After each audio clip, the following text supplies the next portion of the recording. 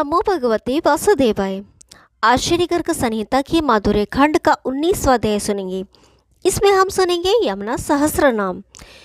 तो आइए शुरू करते हैं। मानदाता बोले, मुनि श्रेष्ठ यमुना जी का सहस्र नाम समस्त सिद्धियों की प्राप्ति कराने वाला उत्तम साधन है। आप मुझे उसका उपदेश कीजिए, क्योंकि आप सर्वज्ञ और निरामय रोग शोक से रहित हैं। सौरभी ने कहा, मानदाता नरेश, मैं तुमसे कालिंदी सहस्त्र नाम का वर्णन करता हूँ। वह समस्त सिद्धियों की प्राप्ति कराने वाला, दिव्य और श्री कृष्ण को वशीभूत करने वाला है।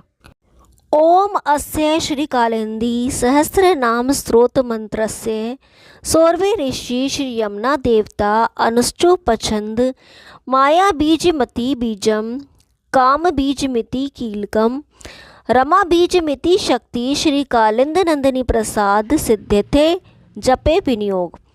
उक्त वाक्य सुनकर सहस्त्र नाम पाठ के लिए विनियोग का जल छोड़े। अब ध्यान।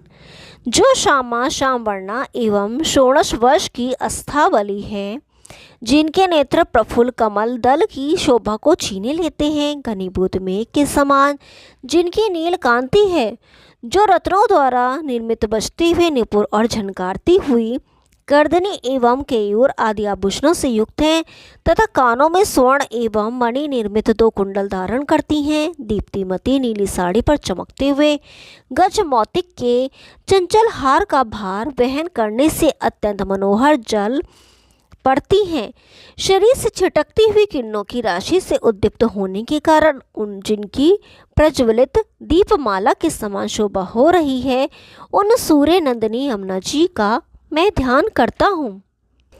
कालिंदी की सहस्त्र नाम का वर्णन कीर्ति देने वाला तथा उत्तम काम पूरक है। ये बड़े बड़े पापों को हर लेने वाला, पुण्य देने वाला और आयु को बढ़ाने वाला श्रेष्ठ साधन है। रात में एक बार इसका पाठ कर ले तो चोरों से भय नहीं होता, रास्ते में 2 बार पढ़ ले तो डाकू और लुटेरों से कहीं भय नहीं होता। द्विज को चाहिए कि वह द्वितीया से पूर्णिमा तक प्रतिदिन कालिंदी देवी का ध्यान करके भक्ति भाव से 10 बार सहस्त्र नाम का पाठ करे। ऐसा करने से यदि रोगी हो तो रोग छूट जाता है, कैद में पड़ा हो तो वहाँ के बंधन से मुक्त हो जाता है, गर्भिणी नारी हो तो वह पुत्र पैदा करती है, और विद्यार्थी हो तो वह पंडित होता है। मोहन स्तभन वशीकरण उच्चाटन मारण शोषण दीपन उन्मादन तापन निधि दर्शन आदि जो वस्तु मनुष्य मन में चाहता है उसको वह प्राप्त कर लेता है।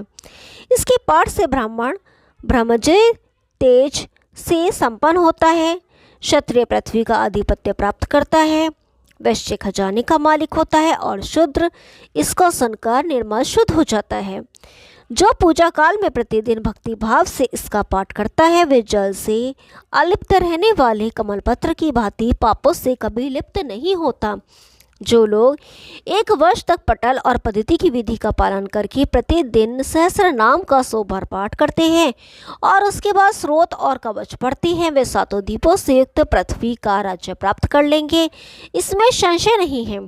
जो यमुना जी में भक्ति भाव रखकर निष्काम भाव से इसका पाठ करता है, वह पुण्यात्मा धर्म अर्थ काम इस त्रिवेक को पाकर इस जीवन में ही जीवन मुक्त हो जाता है। जो इस प्रसंग का पाठ करता है, वह निकुंज लीला से ललित मनोहर तथा कालिंदी तट के लता समुदायों से विलसित वृंदावन के मतवाले भ्रमरों से अनुनादित गोलोक धाम में पहुंच जाता है। ओम नमो भगवते वासुदेवाय।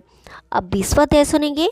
इसमें हम सुनेंगे बलदेव जी के हाथ से प्लम्बरासुर का वध और इसके पूर्व जन्म का परिचय।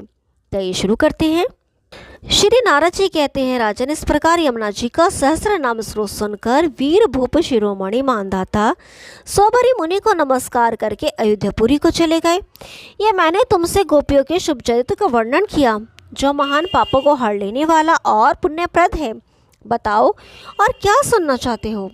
बहुलाश में बोले, ब्रह्मन, मैंने आपके मुख से गोपियों का चरित्र का उत्तम वर्णन सुना, साथ ही यमुना के पंचांग का भी श्रवण किया, जो बड़े बड़े पातकों का नाश करने वाला है। साक्षात गोलोक के अधिपति भगवान श्री कृष्ण ने बलराम जी के साथ व्रजमंडल में आगे कौन कौन सी मनोहर लीलाएं की, ये बताइए। श्री नारद जी ने कहा, राजन, एक दिन श्री बलराम और ग्वाल वालों के साथ अपनी गौएं चराते हुए श्री कृष्ण भांडीर वन में यमुना जी के तट पर बालोचित खेल खेलने लगे। बालकों से वाद्य वाहन का खेल करवाते हुए श्री कृष्ण मनोहर गौओं को देखभाल करते हुए वन में विहार करते थे। इस खेल में कुछ लड़के वाहन, घोड़ा आदि बनते और कुछ उनकी पीठ पर सवारी करते थे। उस समय वहां कंस का भेजा हुआ असुर प्रलंब गोप रूप धारण करके आया। दूसरे ग्वाल वाल तो उसे न पहचान सके, किंतु भगवान श्री कृष्ण से उसकी माया छिपी ना रही।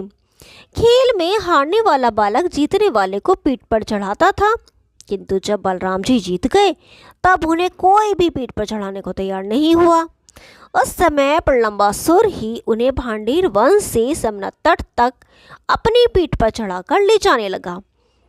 एक निश्चित स्थान था जहां ढोलक ले जाने वाला बालक अपनी पीठ पर चढ़े हुए बालक को उतार देता था, परंतु प्रलंबासुर उतारने के स्थान पर पहुंचकर भी उन्हें उतारे बिना ही मथुरा तट ले जाने को उद्यत हो गया।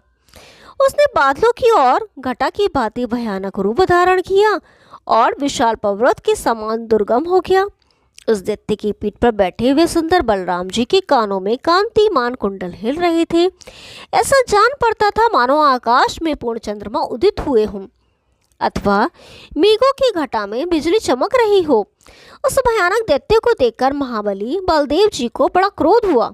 उन्होंने उसके मस्तक पर कंस के एक मुक्का मारा, मानो इंद्र ने किसी पर्वत पर वृक्ष का प्रहार किया हो। उस दैत्य का मस्तक वृक्ष के आहत पहाड़ की तरफ फट गया और उस सहसा पृथ्वी को कंपित करता हुआ धराशाही हो गया। उसके शरीर से एक विशाल ज्योति निकली और बलराम जी में विलीन हो गई। उस समय देवता बलराम जी के ऊपर नंदवन के फूलों की वर्षा करने लगे।